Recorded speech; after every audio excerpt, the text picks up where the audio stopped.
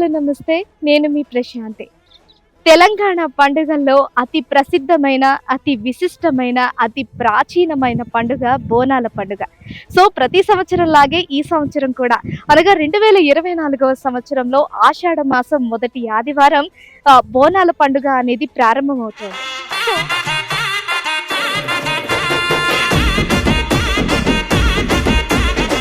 బోనాల పండుగ సందర్భంగా మొదటి బోనం అనేది గోల్కొండ కోట జగదాంబ మాత అమ్మవారికి భక్తులు సమర్పిస్తారు. సో మరి ఆ జగదాంబ మాత ఆలయం గోల్కొండ కోటలో ఎక్కడ ఉంది, ఆ ఆలయం యొక్క విశిష్టత ఏంటి, దాని యొక్క చరిత్ర ఏంటి, ఇలాంటి విషయాలన్నీ ఈ బోనాల పండుగ సందర్భంగా ఇప్పుడు మీకోసం. ఒక్కసారైతే పైకి వెళ్ళిపోయి ఆ జగదాంబ మాతని ఒక్కసారి దర్శించుకొని ఆ ఆలయ చరిత్ర అలాగే విశిష్టతను తెలుసుకునే ప్రయత్నం చేద్దాం.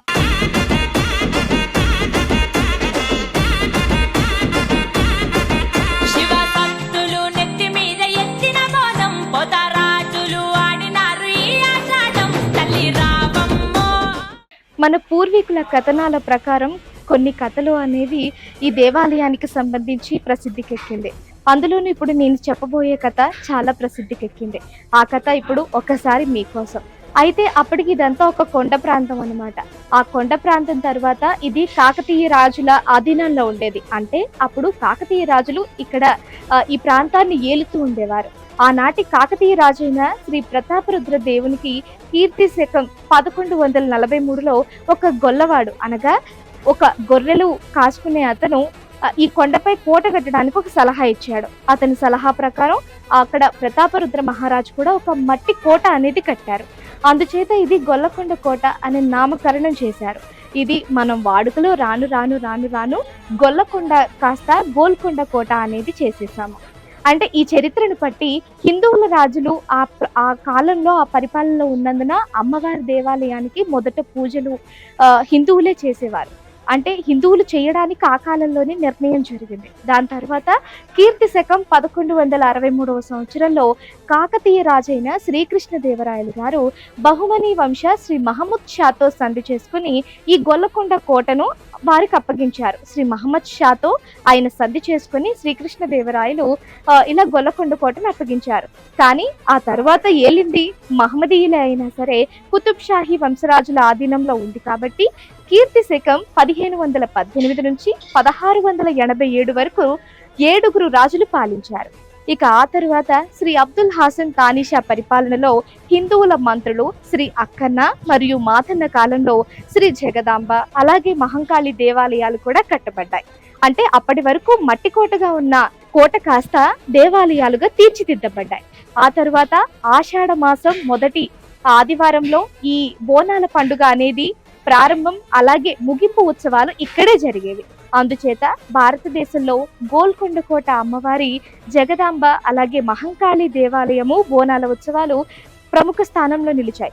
అంటే ఇక్కడి నుంచే ఈ పండుగ అనేది మొదలైంది కాబట్టి ఇక్కడే అమ్మవారికి తొలి బోనం అలాగే చివరి బోనం అమ్మవారికి చెందుతుందన్నమాట.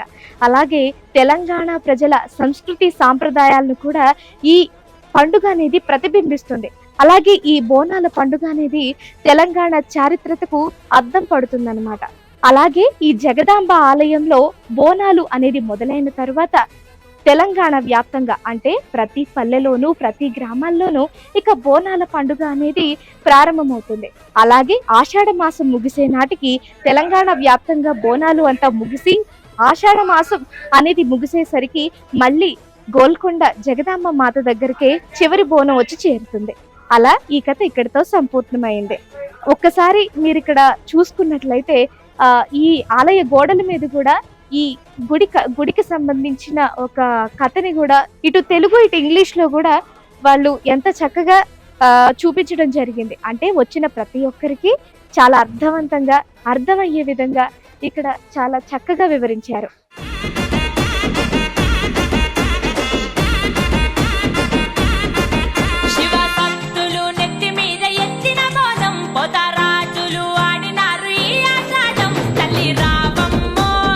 చూస్తున్నారు కదా, ఇప్పుడు మనం జగదాంబిక మాత గుడి వెలుపులో ఉన్నాం.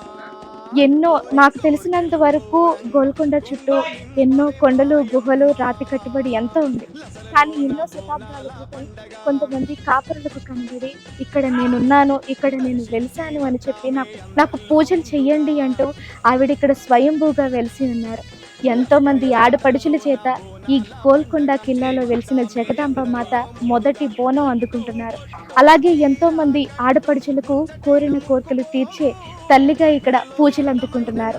అలాగే మీ చుట్టూ చూస్తున్నట్లయితే 2024 బోనాలకి సంబంధించి కూడా ఇక్కడ అన్ని ఏర్పాట్లు సాగుతున్నాయి. అలాగే అమ్మవారు కూడా మొదటి బోనాన్ని అందుకోవడానికి ఇక్కడ తయారైపోతున్నారు. ఎంతో చక్కగా అందంగా బంగారు తాపడంతో వేస్తున్న ఆ మండపంలో అమ్మ కొలువుదీరి ఉన్నారు. మరి ఎంతో మంది ఆడపడుచులు తమ కోరిన కోరికలు తీర్చే తల్లిగా ఈ తల్లిని ఆరాధిస్తున్నారు.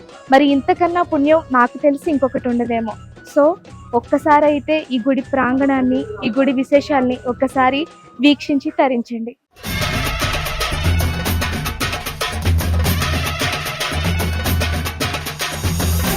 పోతురాజులు చేసే నృత్యాలు, అలాగే డోలు, చప్పుళ్ళు, అలాగే జోగినిల ఆటపాటలతో ఇక్కడ అమ్మవారు జూన్ 7వ తేదీన ఆషాఢ మాసం మొదటి ఆదివారం మొదటి బోనం అందుకోబోతున్నారు.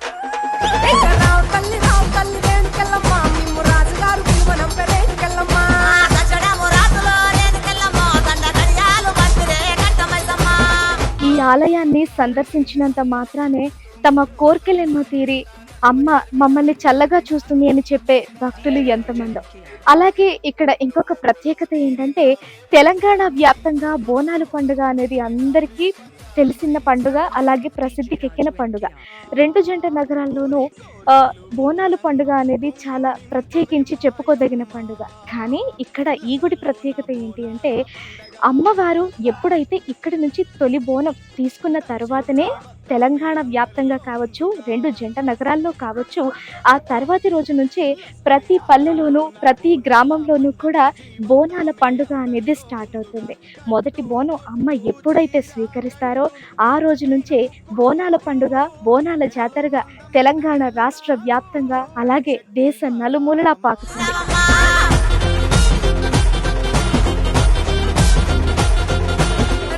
ప్రసిద్ధికెక్కిన పండుగలలో బోనాల పండుగ చాలా విశిష్టమైనది, చాలా ప్రత్యేకమైనది.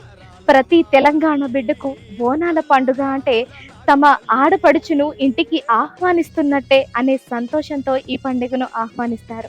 అలాగే అమ్మవారికి బోనాన్ని ఎత్తి అమ్మవారికి ఆ బోనాన్ని సమర్పించి వారి మనసులో ఉన్న కష్టాలను, బాధలను, భయాలను, కోర్కెలను అన్నిటినీ అమ్మవారికి సమర్పించుకొని మమ్మల్ని చల్లగా చూడు తల్లి అంటూ ఈ ప్రాంగణాన్ని సందర్శిస్తూ ఉంటారు.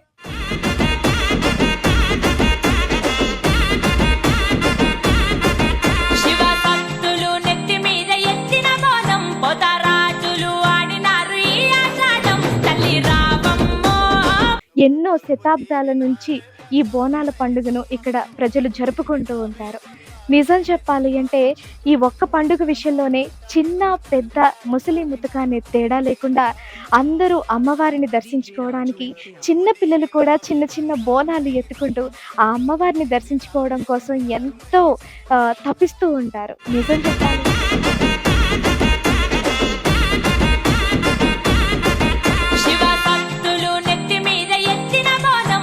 కదా గోల్కొండ కోట జగదాంబ మాత ఆలయానికి సంబంధించిన విశేషాలు. మీరు కూడా పిల్లా పాపలతో మీ కుటుంబ సభ్యులతో ఈ 2024వ సంవత్సరం ఆషాఢ మాసం తొలి ఆదివారం జరగబోయే ఈ బోనాల పండుగను ఎంతో భక్తి శ్రద్ధలతో జరుపుకొని అమ్మవారి కరుణా కటాక్షాలకు ప్రీతిపాత్రులవుతారని మనస్ఫూర్తిగా కోరుకుంటూ